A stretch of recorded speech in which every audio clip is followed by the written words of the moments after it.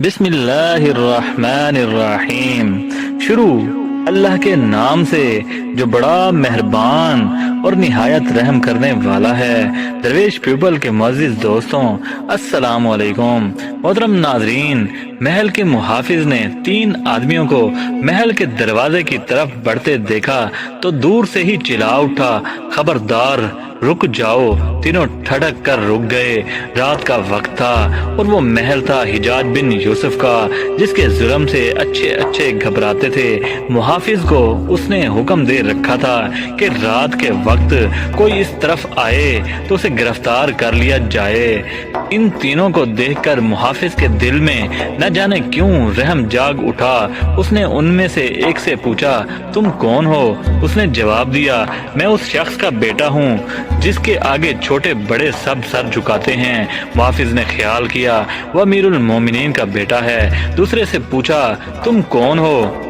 تو اس نے بتایا، میں اس شخص کا بیٹا ہوں جس کی ہانڈی ہمیشہ چولہے پر چڑھی رہتی ہے، اگر نیچے اترتی ہے تو فوراً اوپر چڑھ جاتی ہے۔ محافظ نے خیال کیا کہ یہ کسی بہت بڑے سخی کا بیٹا ہے۔ تیسرے سے پوچھا تو اس نے کہا، میں اس شخص کا بیٹا ہوں جس کا پاؤں ہمیشہ رکاب میں رہتا ہے اور وہ صفوں میں گھس جاتا ہے۔ محافظ نے خیال کیا یہ کسی بہت بڑے مجاہد کا بیٹا ہے۔ اس نے ان کا راستہ چھوڑ دیا۔ صبح وہ باغ کے ایک کونے میں پڑے نظر آئے۔ دن کی روشنی میں اسے اندازہ ہوا وہ تو کوئی عام سے نوجوان ہیں۔ اس نے حیران ہو کر پہلے سے پوچھا، تم کس کے بیٹے ہو؟ اس نے بتایا کہ وہ ایک نائی کا بیٹا ہے۔ بات اس نے غلط نہیں کہی تھی۔ نائی کے آگے بڑے چھوٹے سب سر جھکاتے ہیں اور پیسے بھی دیتے ہیں۔ دوسرے سے پوچھا، تم کس کے بیٹے ہو؟ اس نے کہا، میں چنے بیچنے والی کا بیٹا ہوں۔ اس کی ہانڈی چولہے پر چڑھی رہتی ہے، یعنی ہر وقت چنے بھون کر دیتی ہے۔ تیسرے سے پوچھا، تم کس کے بیٹے ہو؟ اس نے بتایا، وہ جلاہے کا بیٹا ہے۔